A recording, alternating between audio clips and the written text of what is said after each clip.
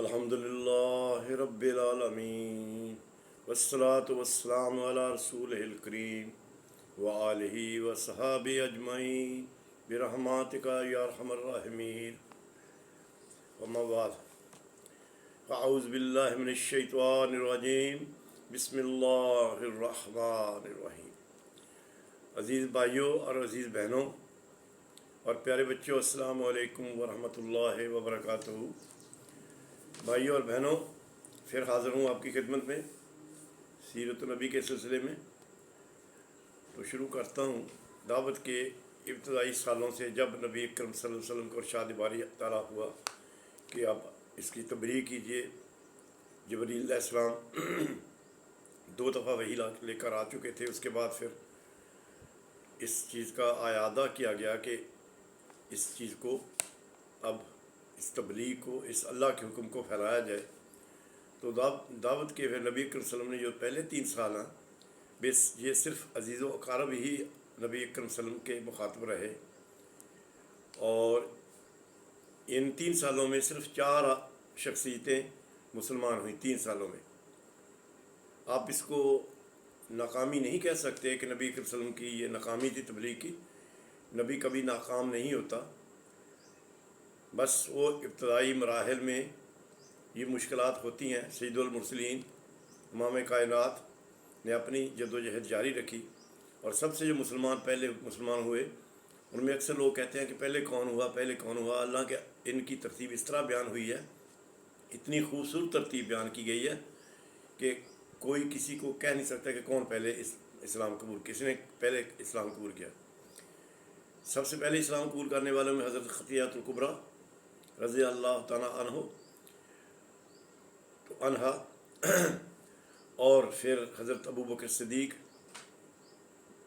رضی اللہ تعالیٰ عنہ، جو نبی صلی اللہ علیہ وسلم کے جگری یار بھی تھے، بہت پیارے دوست تھے۔ اور پھر نبی صلی اللہ علیہ وسلم کی زیر کفالت جس وقت ابو طالب کے بیٹے حضرت علی کرم اللہ وجہہ وہ لائے، اسلام قبول کیا انہوں نے۔ اور پھر اس کے ساتھ جو نبی صلی اللہ علیہ وسلم کے ایک بعد میں آزاد کر دیا گیا تھے، جو غلام تھے، حارث بن زید بن حارث، تو انہوں نے اسلام قبول کیا۔ اس طرح یہ 4 شخصیات اسلام قبول کیا انہوں نے۔ تو ابوبکر صدیق کا اسلام قبول کرنا اس لیے بھی سب سے زیادہ اہمیت رکھتا ہے کہ ابوبکر صدیق اس وقت اپنے قبیلے کے یعنی متول ترین شخص تھے، اور ان کے ذمے اس وقت کا ایک منصب بھی تھا ان کے پاس، جس سے ان کی عزت اور بہادری بھی ظاہر ہوتی تھی، اور ان کے فیصلے کرنے کا انداز بھی مدبرانہ ہوا کرتا تھا۔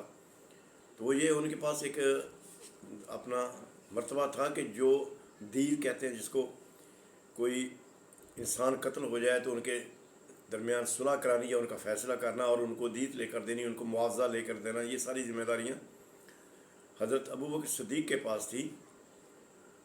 تو لہذا اس طرح اگر اس کو کہا جائے کہ ایک ابوبکر صدیق ایک شخصیت ایمان نہیں لے کے آئی تھی، بلکہ ایک امہ تھی، یعنی ایک امت تھی۔ جس طرح رب العالمین نے قرآن پاک میں حضرت ابراہیم علیہ السلام کے بارے میں فرمایا تھا کہ ابراہیم کان امہ، ان الابراہیم کان امہ، کہ بے شک ابراہیم ایک امت تھے، یعنی ابراہیم کو اللہ تعالیٰ نے ایک پوری امت کی برابر مثال دی تھی، یعنی کہ امت کا۔ اسی طرح حضرت ابوبکر صدیق کا ایمان لانا بھی ایک ایسا ہی ایمان لانا تھا کہ جیسے کہ ایک بہت بڑی یعنی امت نے قبول کر لیا۔ دوسری، وہ ویسے بھی اس وقت اپنے قبیلے کے سرکردہ لوگوں میں تھے، اور ایک سرکردہ قبیلے کا شخص اور بہادر اور مدبر، تو اس لیے سب سے زیادہ اہمیت اس لیے بیان کی جاتی ہے۔ اور پھر اللہ تعالیٰ کے نبی اکرم صلی اللہ علیہ وسلم کو حکم ہوا کہ اپنے عزیز و اقارب کو دعوت دو۔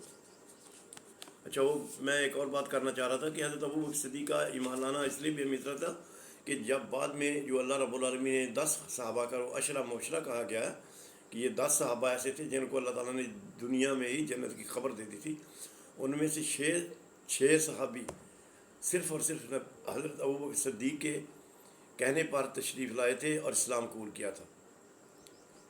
تو 6 صحاب ایسے تھے جو عشرہ مبشرہ میں جو صرف اور صرف حضرت ابوبکر صدیق کی محنت اور کوشش سے تبلیغ کرنے سے وہ انہوں نے اسلام قبول کیا۔ یہ بھی ایک اعزاز حاصل ہے حضرت ابوبکر صدیق کو۔ تو جب اللہ تعالیٰ کی نبی پاک نے کو حکم ہوا کہ اپنے عزیز و اقارب کو بلاؤ اور ان کو دعوت دو، تو پھر حضرت محمد مصطفیٰ صلی اللہ علیہ وسلم سید المرسلین امام کائنات نے حضرت علی کو حکم دیا کہ اے علی ان کا کھانے کا انتظام کرو، ان کو کھانے پر بلاؤ۔ تو اس وقت تک لوگوں کو پتہ تو چلتا چکا تھا سب کو کہ حضرت محمد مصطفیٰ صلی اللہ علیہ وسلم نبوت کا دعویٰ کر رہے ہیں، تو سارا ان کے قبیلے والوں کو پتہ تھا۔ کھانے پر بلایا، انہوں نے کھانا کھایا اور شور مچاتے رہے، افراتاری مچاتے رہے، افراتفری مچاتے رہے، یعنی پریشان کرتے رہے۔ تو نبی وسلم کو یعنی بات کرنے کا موقع ہی نہیں دیا، اتنا شور مچایا انہوں نے، بد مزگی کی، بد نظامی کی، تو کھانا کھایا چلے گئے اور کچھ بات ہی نہیں سنی کسی کی۔ پھر دوبارہ حکم ہوا اللہ تعالیٰ کی طرف سے کہ ان کو ڈراؤ اور ان کو بتاؤ کہ اللہ تعالیٰ کی ذات پاک ہی برحق ہے، اسی کی عبادت کرنی ہے اور توحید بیان کرو ان کے سامنے۔ تو پھر اللہ تعالیٰ کی نبی پاک نے حضرت علی کرم اللہ وجہ سے فرمایا کہ علی ان کی پھر دعوت کرو۔ تو پھر ان کی دعوت کی گئی قبیلے والوں کی، اور جب دوبارہ دعوت کی گئی قبیلے والوں کی تو پھر وہ آئے اور پھر وہی شور شرابہ، کسی نے بات نہیں سنی۔ نبی صلی اللہ علیہ وسلم نے خطاب کرنا چاہا تو ان کو انہوں نے اس طرح سنا جیسے سمن بکمن فہم لا یرجعون کی کیفیت میں، کوئی بات نہیں کی، کوئی جواب نہیں دیا، کچھ نہیں کیا۔ تو اس کے بعد پھر حضرت علی کرم اللہ وجہ اٹھ کر کھڑے ہو گئے، اٹھ کر کھڑے ہو کر انہوں نے کہا کہ اے لوگوں سنو، بے شک میری آنکھیں چھوٹی ہیں۔ آنکھیں اس لیے چھوٹی تھیں کہ حضرت علی کرم اللہ وجہ کو ایک بیماری تھی آنکھوں کی، ان میں سے پانی نکلتا رہتا تھا، تو اس کی وجہ سے وہ آنکھیں ہر وقت ان کی تقریباً ایسے لگتی تھی یہ چھوٹی ہیں، یعنی بند رہتی، جب آدمی پانی سے بھری ہوئی آنکھیں ہوں تو آدمی بالکل ان کو ایسے کرتا سکیڑتا ہے، تو اس کی وجہ سے وہ ایسے لگتی تھیں چھوٹی آنکھیں۔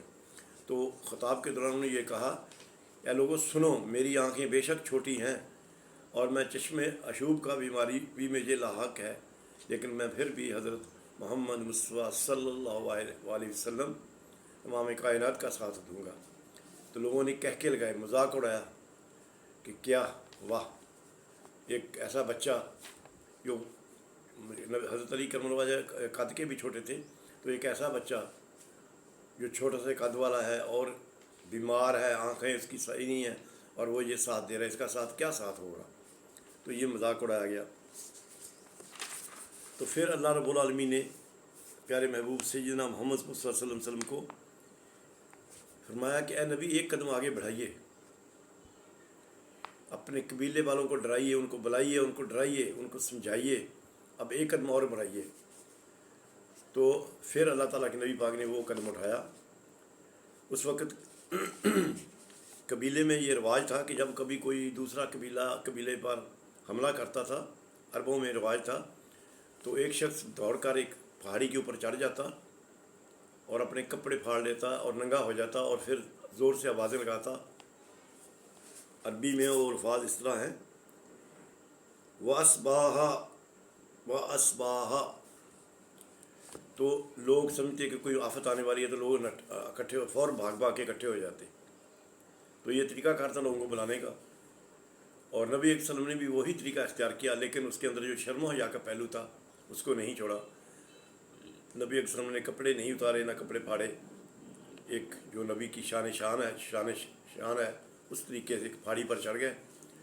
وہ پھر وہاں پہ کھڑے ہو کے انہوں نے پکارا اصباہا، تو لوگ متوجہ ہوئے، انہوں نے سوچا کوئی خطرناک بات ہو چکی ہے، چنانچہ فوراً پہنچو۔ تو سارا قبیلہ اکٹھا ہو گیا اور نبی صلی اللہ علیہ وسلم کہ محمد کیا بات ہے؟ تو پیارے محبوب سیدنا مسلم امام کائنات نے فرمایا کہ میں آپ لوگوں میں ہی پلا بڑا ہوں، آپ ہی کے سے تعلق ہے میرا، تو آپ مجھے کیا پاتے ہیں کہ میں کوئی بات کروں گا تو آپ سمجھے میں جو بات کہوں گا سچ ہوگی؟ تو سب نے بیک زبان ہو کر کہا کہ بے شک آپ نے کبھی جھوٹ نہیں بولا، آپ ایماندار ہیں، سارے لوگ آپ کے پاس ایمانتیں رکھتے ہیں، آپ وعدہ خلافی نہیں کرتے 100%. آپ انشاءاللہ جو بات کہیں گے تو صحیح سچ ہی کہیں گے. تو نبی صلی اللہ علیہ وسلم نے فرمایا کہ اگر میں کہوں کہ یہ پہاڑی کے دوسری طرف سے ایک لشکر آ رہا، دوسرے 2-3 قبیلے اکٹھے ہو کر آ رہے ہیں آپ پر حملہ کرنے کے لیے، تو کیا میری بات کو مان لیں گے؟ ان کا بے شک، ہرگز ہم یہ نہیں سوچیں گے کہ آپ غلط کہہ رہے ہیں یا کچھ کہہ رہے ہیں، ہم مانیں گے کہ بالکل آپ سچ کہہ رہے ہیں. تو پھر نبی صلی اللہ علیہ وسلم نے وہ الفاظ دہرائے جو اللہ تعالیٰ کی طرف سے حکم ہوا تھا کہ اے لوگوں، میں آپ کو ڈراتا ہوں ایک بہت بڑی آفت سے جو تمہارے ان ناکردہ گناہوں، اپنے کردہ گناہ جو کردہ گناہوں کی وجہ سے آ سکتی ہے تم کے اوپر. اور وہ یہ کہ تم توحید سے ہٹے ہوئے ہو، اللہ سے ڈرتے نہیں ہو، کیا کچھ کر رہے ہو. تو باز آ جاؤ ان باتوں سے، میں اللہ کا نبی ہوں، مجھے اللہ نے مبعوث فرمایا ہے تمہیں سمجھانے کے لیے. تو باز آ جاؤ ان باتوں سے، اللہ سے ڈرو اور اللہ تعالیٰ کی حکمت کو سمجھو اور اللہ کے احکامات کو مانو. تو نبی صلی اللہ علیہ وسلم کے چچا تھے ابو لہب، وہ ایک دم اٹھ کر بولنے لگے اعوذ باللہ من الشیطان الرجیم کہ اے محمد تیرے ہاتھ ٹوٹ جائے، کیا تو نے ہمیں اس لیے اکٹھا کیا تھا کہ یہ فضول قسم کی باتیں سنائے ہمیں؟ تو بس اس نے بد دعائیں دیں اور لے کے چلا گیا واپس سب کو. تو اللہ تعالیٰ نے پھر اس کے بارے میں، ابو لہب کی اس بات کے بارے میں اللہ تعالیٰ نے قرآن پاک میں سورۃ تبت اتاری، جس میں کہا گیا کہ اے ابو لہب تیرے ہاتھ ٹوٹ گئے. تو ظاہرہ طور پر تو اس کے ہاتھ نہیں ٹوٹے، لیکن اس کی مثال اسی ہے کہ سب برباد ہو گیا اس کا، کہ تو برباد ہو گیا، تیرے ہاتھ ٹوٹ گئے، تو نے نبی کریم صلی اللہ علیہ وسلم کو یہ کہا. تو وہ چچا نے وہاں سے یہ پھر مومنین کے اور ان کافروں کے درمیان کھلم کھلا اختلافات شروع ہو گئے، اور پھر نبی صلی اللہ علیہ وسلم کو مزید اذیتیں دینی شروع کر دیں. لیکن نبی اکرم صلی اللہ علیہ وسلم ثابت قدمی سے اس کام کو آگے بڑھاتے رہے، اور آخر کار تو کامیابی تو میرے اللہ کی طرف سے ہوتی ہے، اور تو ہونی تھی.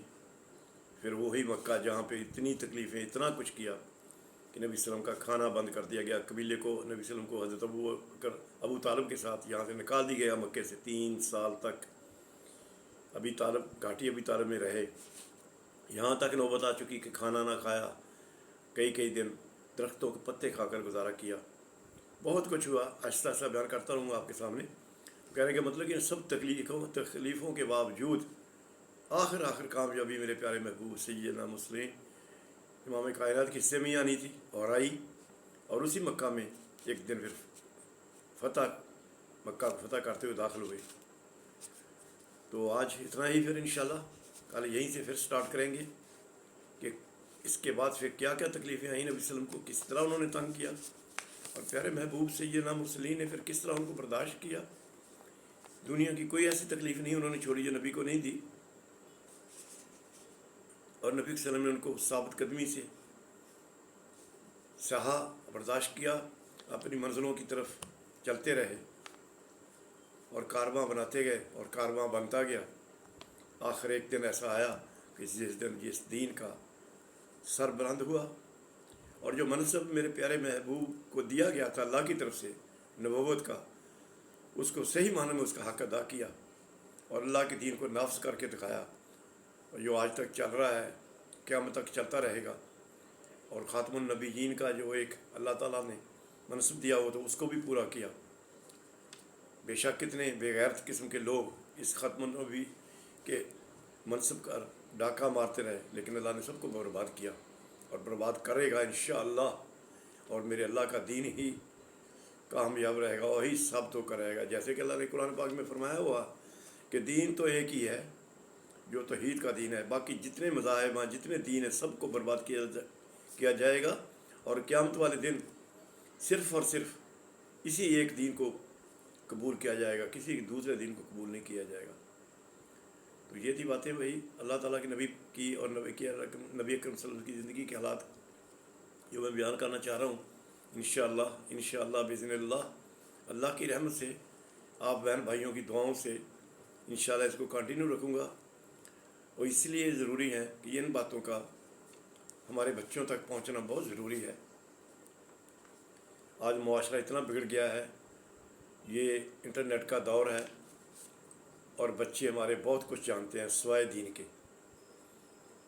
تو یہ ہمارا فرض بنتا ہے، ہم سب لوگوں کا، میرا، آپ کا، سب عزیز و اقارب کا، کہ اپنے بچوں کو نبی اکرم صلی اللہ علیہ وسلم کی حیات مبارکہ کے بارے میں بتائیں کہ کس طرح ہمارے نبی تشریف لائے، کس طرح دین کو پھیلایا، ان کو احساس دلائیں دین کا، اور قرآن پاک کا بتائیں کہ قرآن پاک کو ہم نے رٹنا نہیں ہے، حفظ نہیں کرنا، نہیں، اس کو سمجھنا ہے کہ اللہ نے کیا پیغام دیا ہے ہم سب کو اللہ کے نبی کے ذریعے۔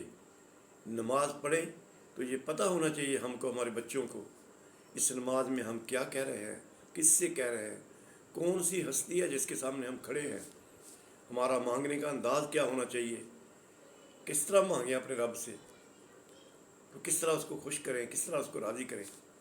تو اس کے لیے ضروری ہے کہ ہم اپنے بچوں کو قرآن کی تعلیم دیں، اس کو سمجھا کر اس کے بامانی ہونے کا بتائیں کہ اس کے ایک ایک آیت کی ایک ایک لفظ کے معنی کیا ہے۔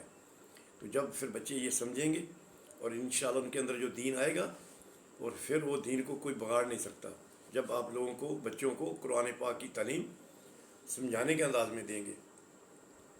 حافظ نہیں بنانا، سمجھدار علم دینا ہے، دین کا علم سکھانا ہے، جس طرح صحابہ کرام سیکھا کرتے تھے۔ تو دین کا علم سیکھنا، قرآن پاک کا سیکھنا، قرآن پاک کا سکھانا، دین کا علم سیکھنا، دین کا علم سکھانا، یہ میرے اللہ کے پاس سب سے محبوب ترین چیز ہے۔ تو میرے بھائیوں، اس بات کو مد نظر رکھیں کہ بچوں کو بتانا ہے تو ان کو سمجھانا ہے، بتانا نہیں، باقی صرف سمجھانا ہے دین کیا ہے۔ بتانے میں اور سمجھانے میں بہت فرق ہے۔ کوئی کسی کو چیز بتائی جاتی ہے، لیکن ایک چیز کسی کو سمجھائی جاتی ہے۔ تو یہی ایک فریضہ میں ادا کرنا چاہتا ہوں۔ تو آپ ماشاءاللہ بہت سمجھدار لوگ ہیں، تو لیکن میرا مخاطب تو آپ کے ذریعے آپ کے اور میرے بچے ہیں، یعنی اصل میرا مقصد یہ باتیں بچوں تک پہنچانا ہے۔ آپ کو بتانے کا مطلب، آپ کو سمجھانے کا مطلب بچوں تک یہ علم پہنچانا ہے کہ نبی صلی اللہ علیہ وسلم کا فرمان کیا تھا، اللہ کا فرمان کیا ہے، کیونکہ نبی کا فرمان اور اللہ کا فرمان ایک ہی آتی ہے، اللہ ہوتی ہے رسول۔ تو اس کو یہ ضروری ہے، ہماری ڈیوٹی ہے، ہم کو سمجھانا ہے۔ اگر ہم نے اپنے بچوں کو یہ سمجھا دیا تو سمجھ لو ہم کامیاب ہو گئے۔ اگر ہم نے نہیں سمجھایا تو ہم ناکام ہیں۔ ہماری نمازیں، ہمارے روزے کسی کام کے نہیں اگر ہم نے سمجھ کر نہیں ادا کیے، نماز کو سمجھ کر نہیں پڑھا، اپنے بچوں کو نہیں سمجھایا۔